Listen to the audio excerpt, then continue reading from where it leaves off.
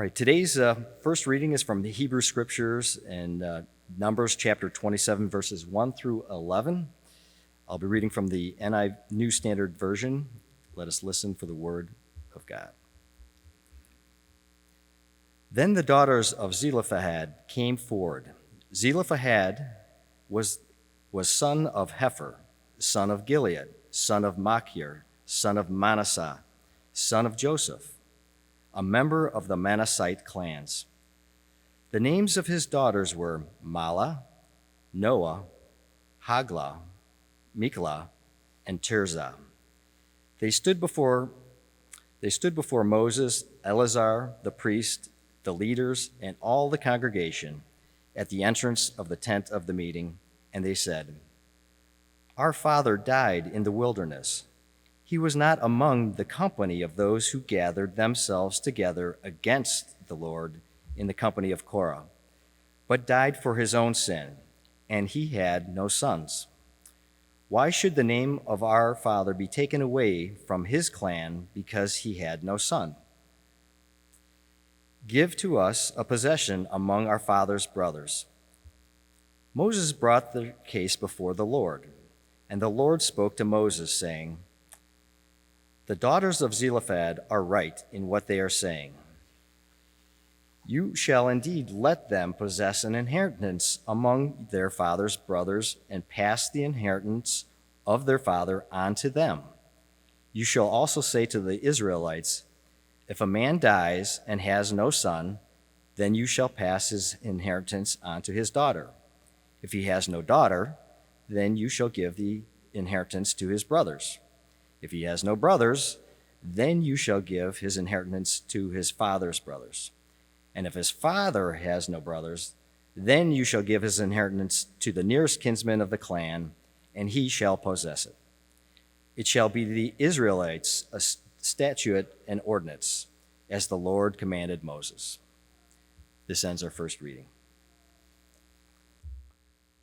Our second reading for this day comes to us from later in the book of Numbers, chapter 36, verses 1 through 12. Let us listen for God's word speaking to us this day from a book that we don't typically spend a lot of time in. The heads of the ancestral houses of the clans of the descendants of Gilead, son of Machir, son of Manasseh, of the Josephite clans, came forward and spoke in the presence of Moses and the leaders, the heads of the ancestral houses of the Israelites. They said, "The Lord commanded my Lord, Moses, to give the land for inheritance by lots to the Israelites. And my Lord was commanded by the Lord to give the inheritance of our brother Zelophehad to his daughters. But if they are married into another Israelite tribe, then their inheritance will be taken from the inheritance of our ancestors and added to the inheritance of the tribe into which they marry. So it will be taken away from the allocated portion of our inheritance. And when the Jubilee of the Israelites comes, then their inheritance will be added to the inheritance of the tribe into which they have married, and their inheritance will be taken from the inheritance of our ancestral tribe." Then Moses commanded the Israelites according to the word of the Lord, saying, "The descendants of the tribe of Joseph are right in what they are saying. This is what the Lord commands concerning the daughters of Zelophehad. Let them marry whom they think best. Only it must be into a clan of their father's tribe that they are married, so that no inheritance of the Israelites shall be transferred from one tribe to another. For all Israelites shall retain the inheritance of their ancestral tribes. Every daughter who possesses an inheritance in any tribe of the Israelites shall marry one from the clan of her father's tribe, so that all Israelites may continue to possess their ancestral inheritance. No inheritance shall be transferred from one tribe to another, for each of the tribes of the Israelites shall retain its own inheritance." I mean, just really underlining the fact that this property is not moving among the families. It's got to stay. I feel like I just read the same thing 5 times. The daughters of Zelophehad did as the Lord had commanded Moses. Mahlah, Tirzah, Hoglah, Milcah, and Noah, the daughters of Zelophehad, married sons of their father's brothers. They were married into the clans of the descendants of Manasseh, son of Joseph, and their inheritance remained in the tribe of their father's clan. Friends, this is the word of the Lord. Thanks be to God. So the daughters of Zelophehad, who has ever heard of them? Really? No takers?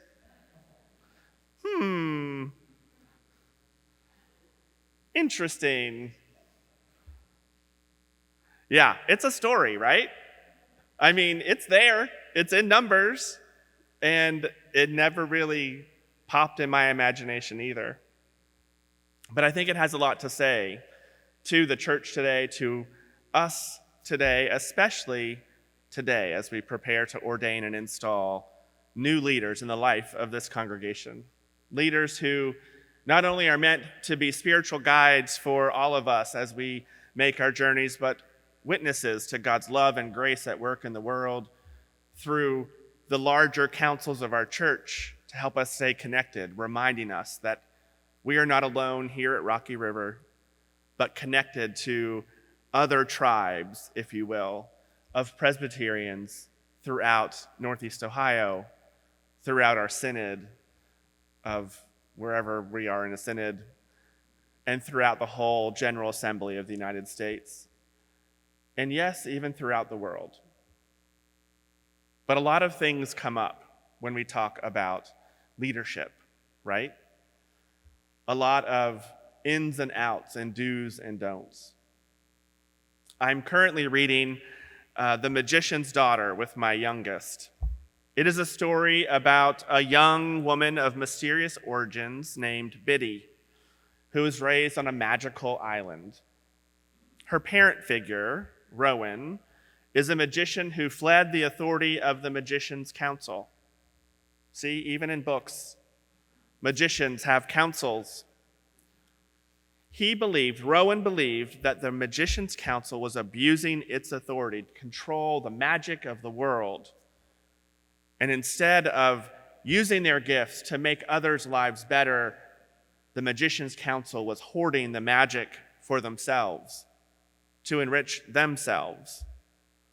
At one point in the story, we see Rowan in an argument with Morgan, his fiancée at the time.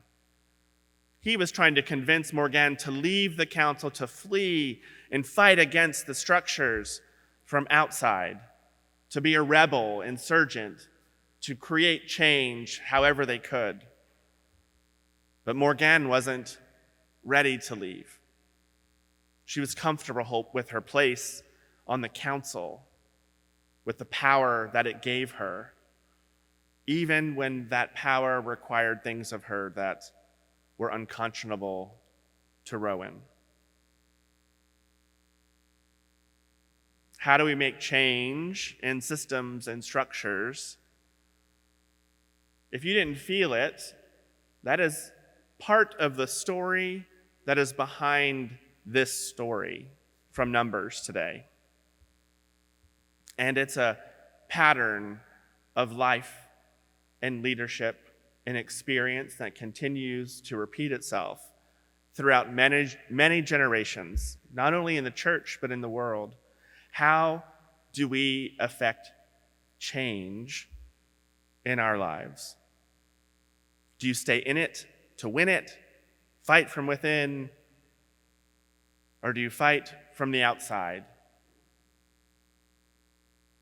What you haven't seen is that earlier in the book of Numbers, chapter 16, if you are really curious and want to look, and actually it's one of the stories that you read and you think, that's in the Bible? Okay. So earlier in the book of Numbers, chapter 16, we are told about the revolt of Korah. You heard that name in the passage that Chuck read earlier. Korah was a leader among the Levites who led a faction to break away from the Hebrew people and to argue that Moses should not be the only conduit of God's divine revelation, that God should speak to and through all people. Let's democratize this. God is with and for everybody. Well, Moses was not happy. Moses was not happy because Korah had pulled away a large faction of people. And you know what? God wasn't happy either.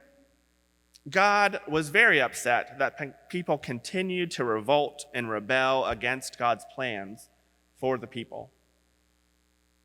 Earlier, let's not forget, these are folks who are wandering in the wilderness.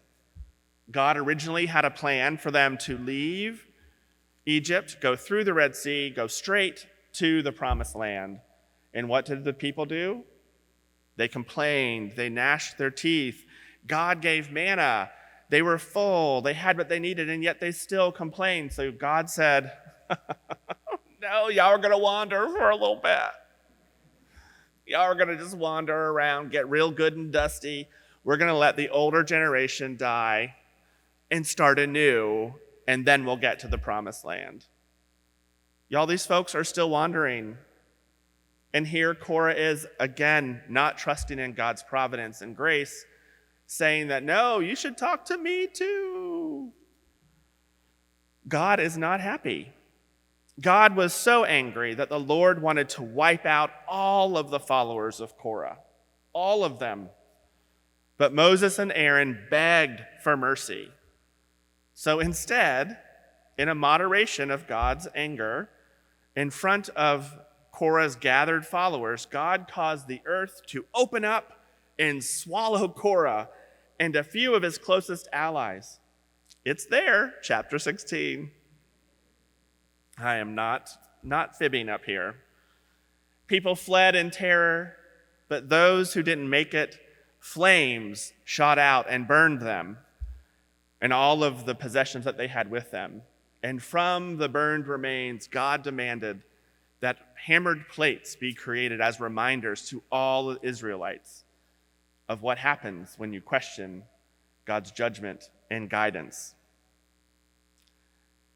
It's in there, chapter 16. I tell that part of the story because I actually think it needs to be told. Here's Korah who's saying, no, I'm fighting from outside. And the world literally opened up and swallowed him. So we come to today to Zelophehad, which is a very fun name to say, by the way. This is the backstory, the memory that is floating in everyone's heads about what happens when you question the way things are and the way we're supposed to be living together in the world. 5 sisters come together before Moses to ask him to consider their situation. Now, as you all probably know, it is very uncommon for biblical texts to name women, right? There's just not that many of them, even though we know that for every man that is named, there's probably 5 women who are there to make sure that he has his shoes tied or sandals on, but they're usually not named. So in this story, the daughters of Zelophehad, a story that none of us really knew, 5 named women: Mahlah, Noah, Hoglah, Milcah, and Tirzah. Okay, Hoglah, not the best name, but still 5 named women. And they're coming with their problem to Moses. Their father, Zelophehad, has died in the journey to the Promised Land. That was God's plan for the older generation to die as they made their way to the Promised Land, so that new memories, new dependence on the grace of God could be forged. By this point in their journey, God, through Moses, had given each tribe, and then within each tribe, each family within the tribe, land in the Promised Land. People knew where they were going to be in the Promised Land. It was already, the idea of it, already in the ownership of this oldest generation. So as they begin to die, the inheritance rules that are written into God's plan and God's law are in play. And as you can guess, the land of the fathers would pass to who? Their sons. Always to the sons. And to which of the sons? The oldest sons. Well, as it turns out, Zelophehad didn't have any sons. He was blessed to be a girl dad. He had 5 wonderful, headstrong daughters. So what would happen to his land? What would happen to his daughters? Remember, to be unmarried and to be without your father's protection was a very precarious place for women. So seeing the injustice of this situation, I imagine the daughters of Zelophehad gather in their tent to vent and figure out what they're going to do.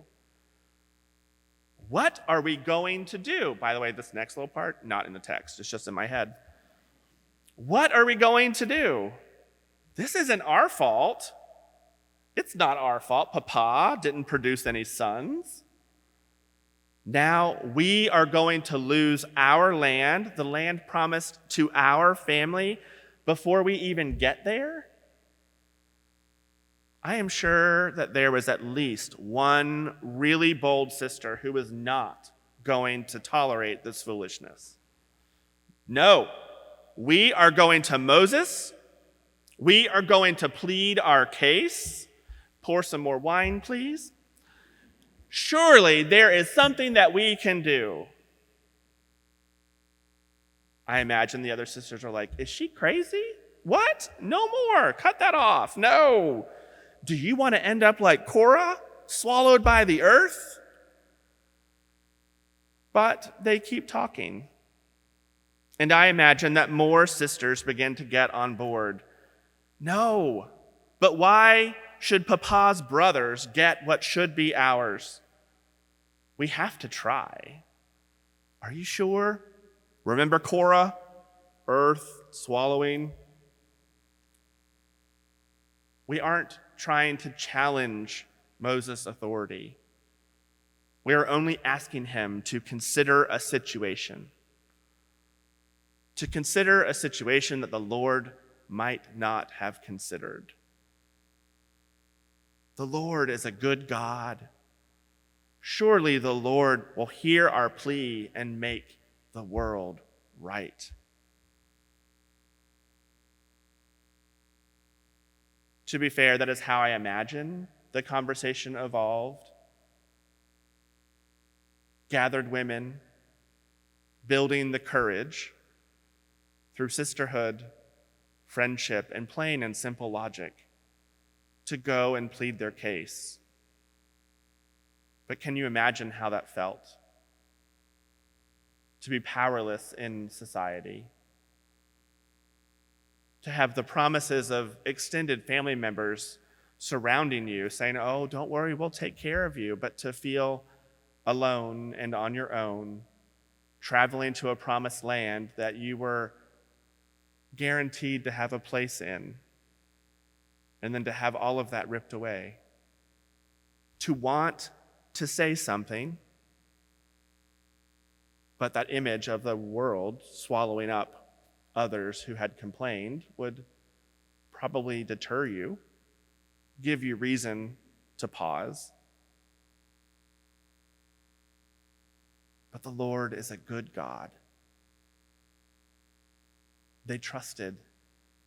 They were doing the thing that God wanted them to do, placing their trust in the one who has provided for them all the days of their life as they wandered in the desert, eating the manna, drinking water from a rock, trusting in the way forward.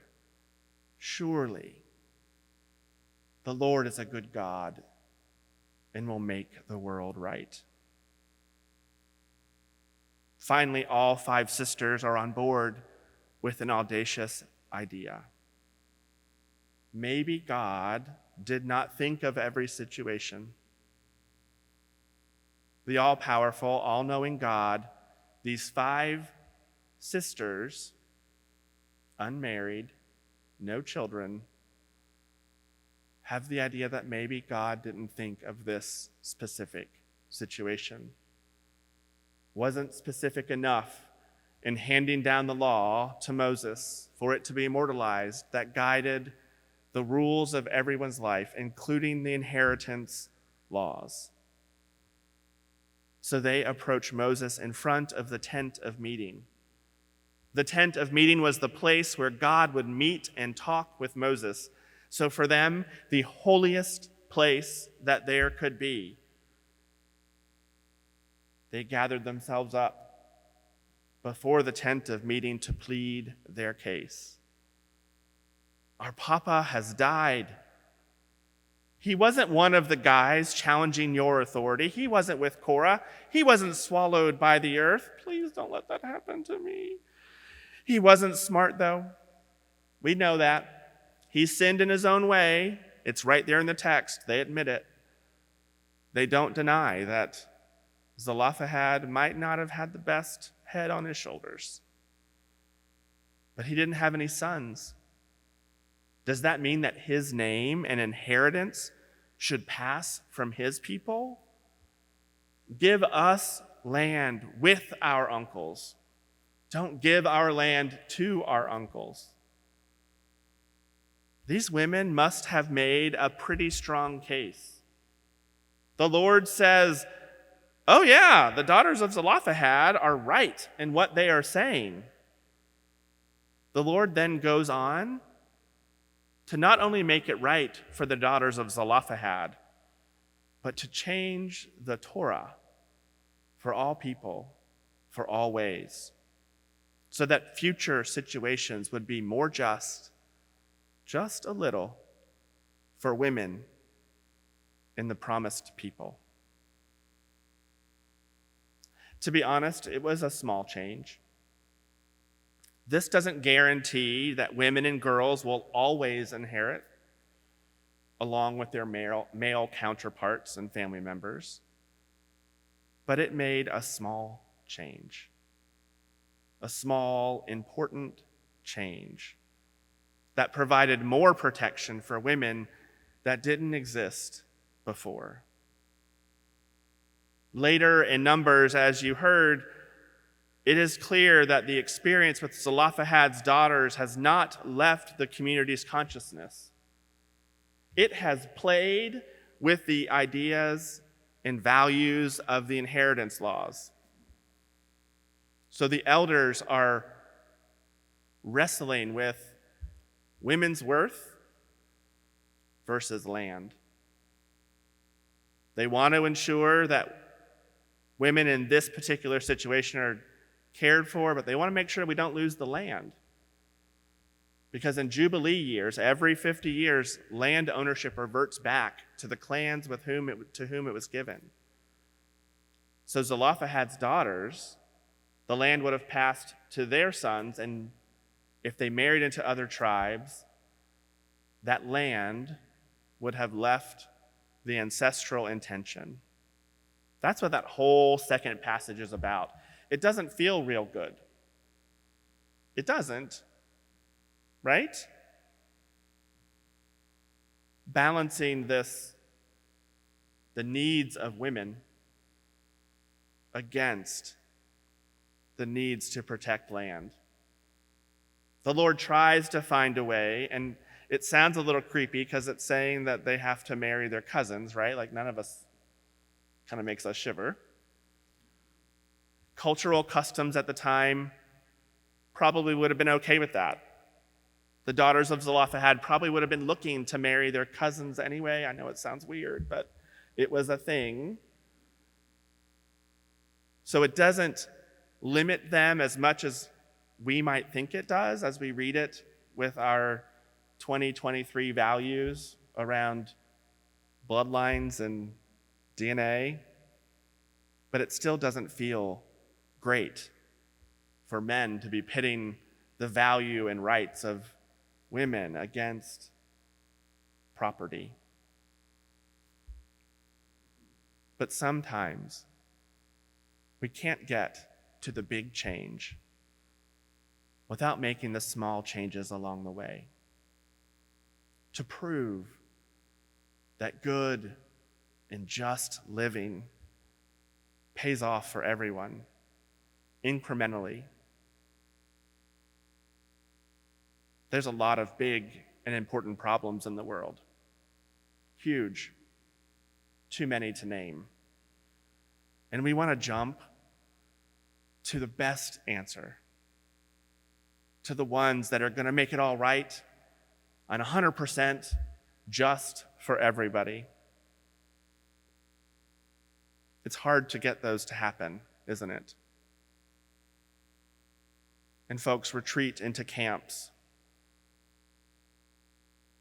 pitted against one another, hating each other, instead of trying to find a way forward.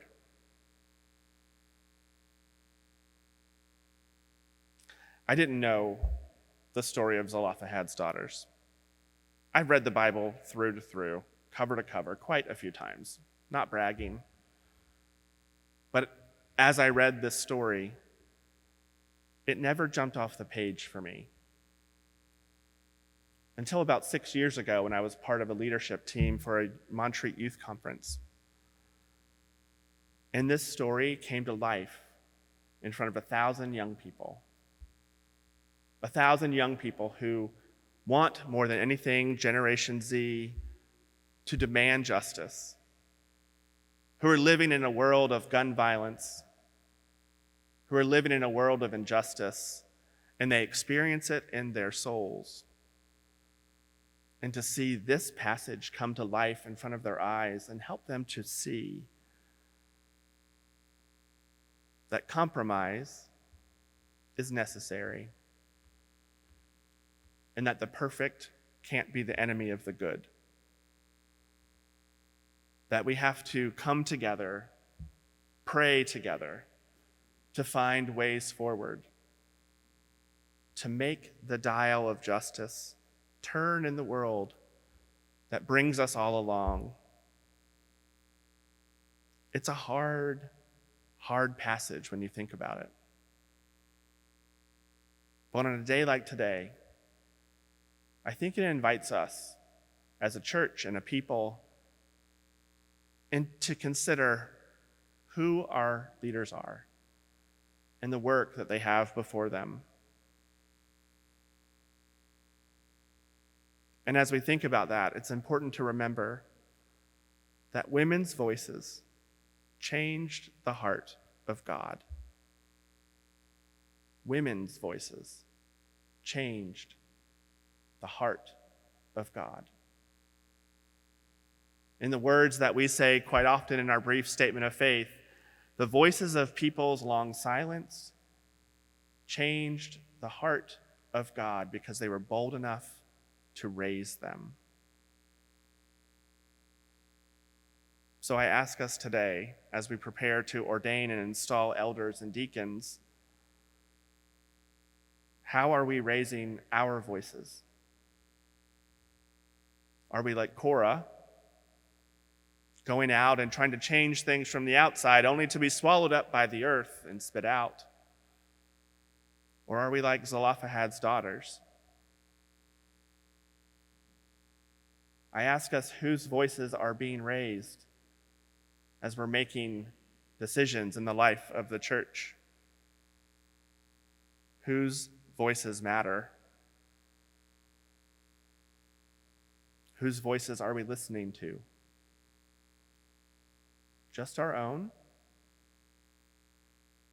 Just the voices of people who have the same life experience as we do? Are we seeking out voices of those who have been long silenced or who have been afraid to raise their voices? And how are those voices helping us to discern God's will and hopes and dreams and desires for our community and our lives? Moses was not threatened by the daughters of Zelophehad. Moses was not threatened by voices of those who had been long silenced, because they were not trying to deny his personhood, but invite him into a conversation. And together, with God's guidance, it brought them to a new place. Was it a perfect place? No. Was it a new place that was better for the lived experience of women? Yes. The daughters of Zelophehad demonstrate that we as a community must be intentional about seeking out different voices. Voices that we might not hear all of the time. Voices whose experience are outside of our norm, so that we can better understand the complexities of decisions, the complexities of issues, the complexities of stressors and systems and processes that are operating in the world that don't impact us the same way they impact others.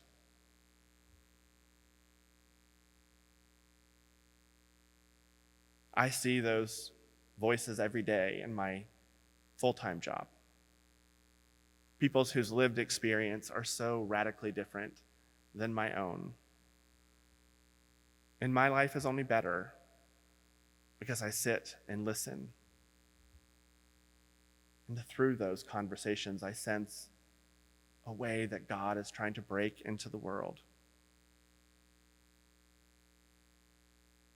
In my last call, I did a lot of work with Greater Cleveland Congregations, a nonprofit, faith-based community organizing organization here in Greater Cleveland, and it taught me another important lesson that I see in this text.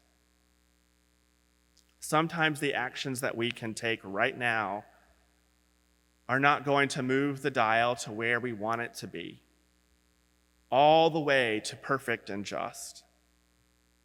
But we can't let that paralyze our decisions and stop our work. We have to understand the problem. And we understand the problem by listening to voices not like our own. And then we have to take steps right now to make a change. We can't hold those voices in our hearts and say, oh, we'll get to that down the road when we can get it from here to there. We have to break the problem down and figure out how we're going to move together as God's beloved community in the right direction. These 5 daughters prove that we all, each and every one of us in this sanctuary, in the world, have been gifted with experience and insights that can change the heart of God. Let us join together as we empower our leaders this day to listen to the voices of those who have been long silenced, to listen to voices within ourselves that we have long silenced, so that God can empower us to be about the work of sharing love, creating justice, so that all people may experience the grace of Jesus Christ in their lives. So friends, let us listen. Let us empower. Let us take the steps that we can take to move the moral arc of the universe in a more just direction. Amen? Amen.